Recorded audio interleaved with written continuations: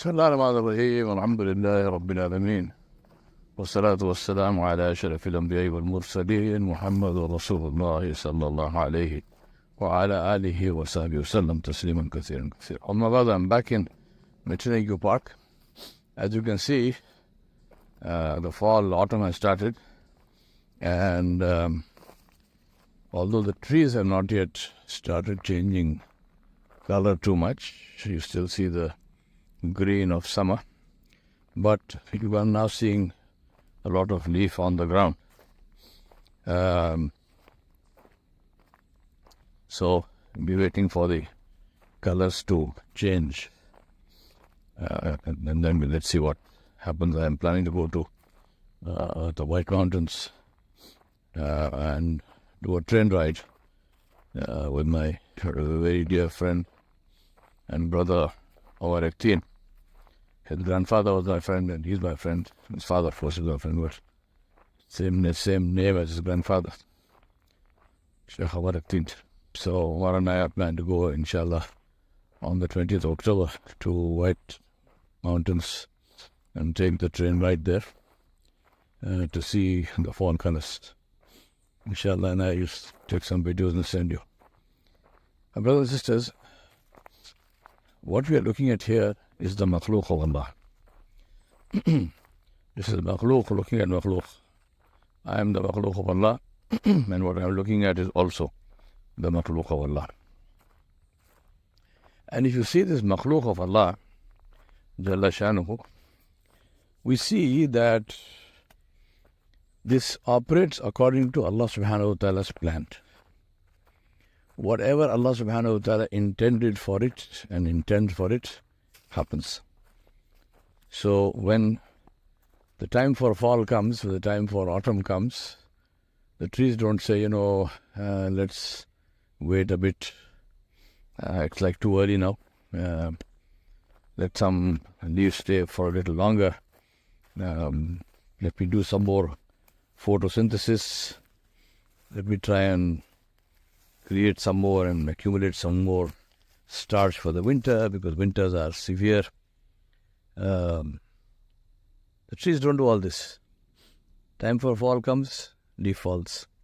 This incidentally is a mushroom of some kind. Many of them are good to eat, but of course I am not in the business of trying any of that, because some of them are highly poisonous, in which also there is a lesson for us, that appearances are deceptive. Things that look edible and nice are not necessarily edible and nice. And so we take precautions. We don't say Bismillah, and eat it. All the people who eat machine-slaughtered chickens and say Bismillah and eat should think about this. If you think that works, if you think that converts a haram into halal, try it with mushrooms. Because if you die, this is for this world. But if you eat haram and digest it and live with it, and that is something to answer in the next world. So we need to get real with our deen, seriously. So anyway, the point I want to make here is that everything works according to the hukum of Allah, according to the order of Allah, according to the system that Allah subhanahu wa ta'ala created. Allah subhanahu wa ta'ala created the trees for a purpose. They fulfill their purpose in the way and according to the timing of Allah. Not in their own way, not according to whatever they think should be the timing, but according to the will of Allah. Of course, the trees have no choice in the matter. I'm just, imagining this to make my point. The trees have no choice in the matter. They can't decide to shed leaf later or earlier. But with us, with the ins and jinn, Allah subhanahu wa ta'ala gave us the choice to and we exercise this choice. He gave us the ability to exercise this choice, and this is for the insan and the jinn. Now, I know a lot of human beings listen to my khatiras. I have no idea if the jinn listen to it also, but the thing applies to both of us, both the species that Allah created.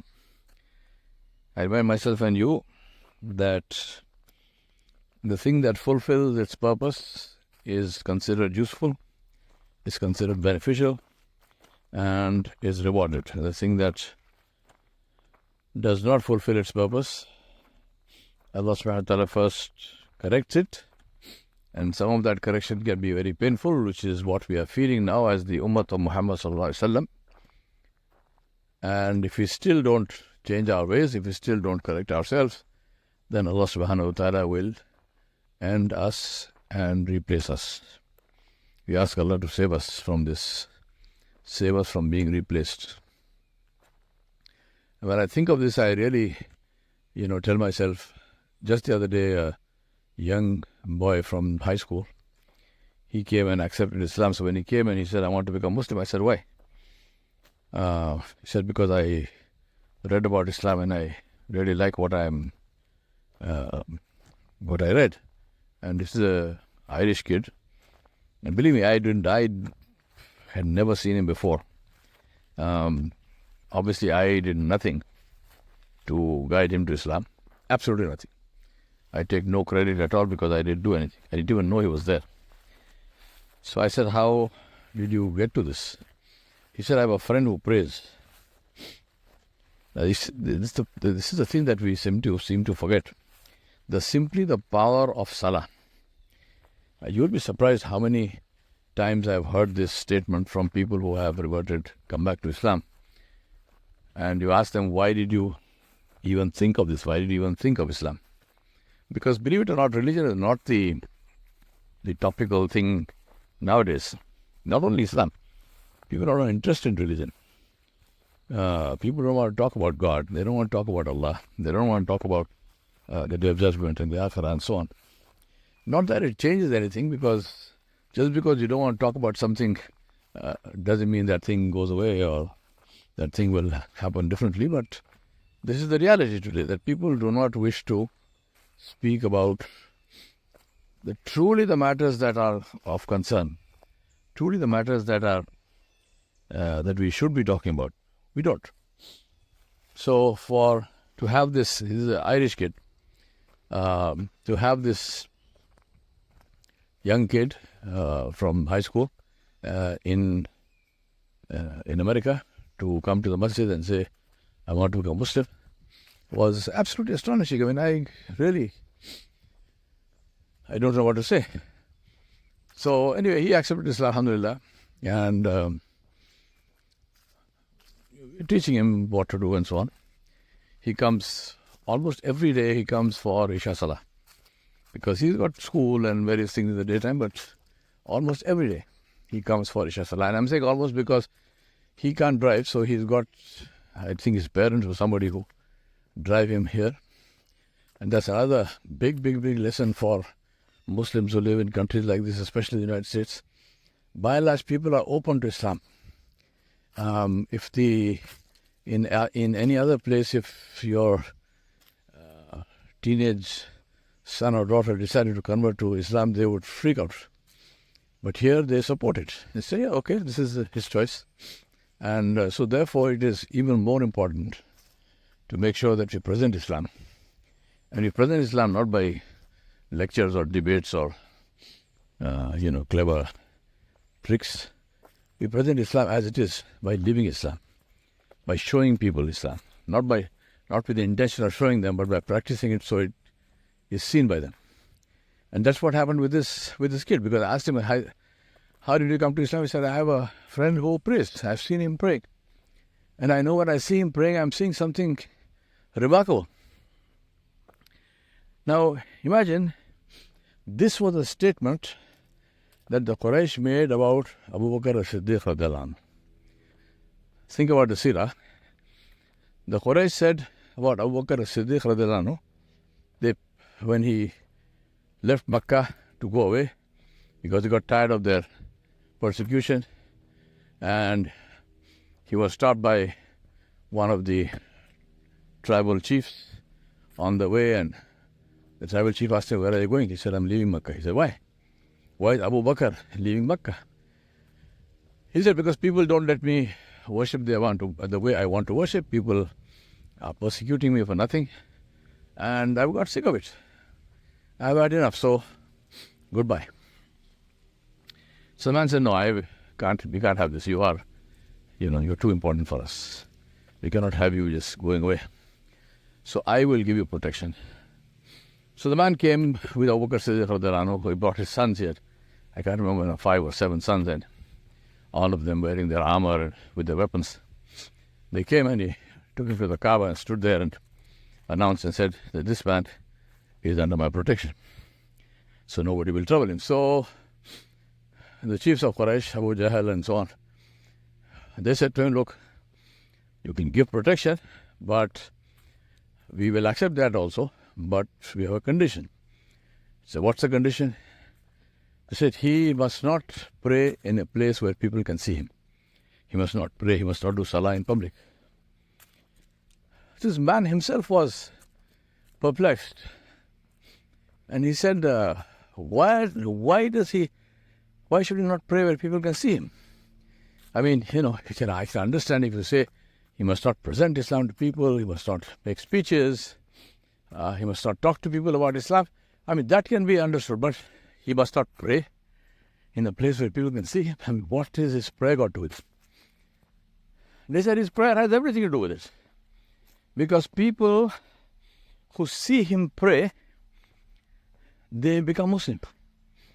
They accept Islam. People who see him pray, accept Islam. Now imagine this kid is coming and telling me this, not about Abu Bakr as-Siddiq radhiyallahu anhu, but about one of his own colleagues. Another kid like him, high school kid. He said, "I have seen him pray, and this brought him to Islam." Truly, we do not value our salah. We do not value the power of our salah. Allah subhanahu wa ta'ala put so much power in the salah that if you pray regularly and you pray with khushu', Allah subhanahu wa ta'ala changes the hearts of people who even look at you. And imagine if Allah is changing the heart of somebody who looked at you, and surely Allah will change also your and my hearts. As I told you, my brothers and sisters, we have been created to obey Allah. Islam is the name of a relationship. And that relationship is a relationship of ubudiyah, a relationship of obedience.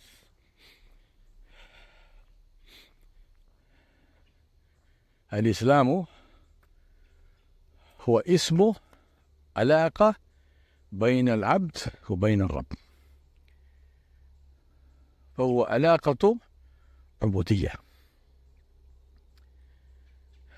علاقة عبودية بين العبد وبين الرب. Islam is the name of a relationship, and it's a relationship of ubudiyah, of worship, of obedience, of submission. وإذ قال له ربه أسلم قال أسلمت لرب العالمين. Allah said about Ibrahim alayhi salam, Khalilullah, that his Rabb said to him, and Allah is talking about himself, his Rabb said to him, "Submit," and he said, "I have submitted." He didn't say, "Let me think about it. I've got some questions. I need some clarifications." Nothing. He said, "Submit." He said, "I have submitted." I ask Allah subhanahu wa ta'ala Jalla Jalaluhu to help us to understand this and to become His ibad, His true slaves, so that we, when we meet Him, we can be sure of His forgiveness. We can be sure of meeting Him in a state where He is pleased with us. Because, my brothers and sisters, let me assure you, that is the only thing which matters. The only thing. Nothing else matters. The only thing which matters is Allah pleased with me or not? I ask Allah subhanahu wa ta'ala to include us and join us and keep us with those who He is pleased with. وصلى الله على نبي الكريم وعلى آله وصحبه أجمعين برحمتك يا أرحم الراحمين.